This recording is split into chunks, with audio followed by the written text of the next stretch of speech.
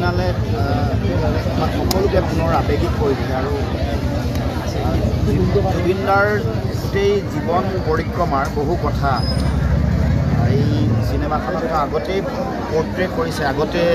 যিবোৰ ঘটনা ঘটি গৈছে এটা চিনেমাখন বনোৱাৰ সময়তে তেওঁ এইটো এটা মানে সাংঘাতিক এটা ঐশ্বৰিক কথা বতৰা কাৰবাৰ গোটেই চিনেমাৰ কাহিনীটোত জুবিনদাৰ জীৱন,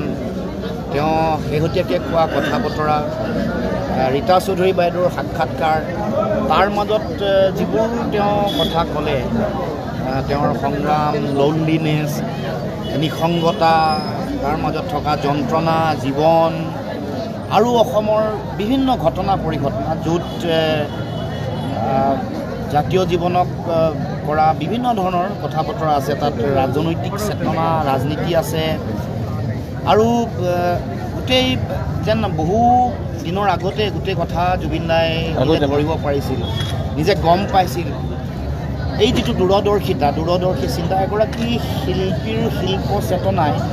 সদায় এইটো এটা আগতীয়াকৈ নিজৰ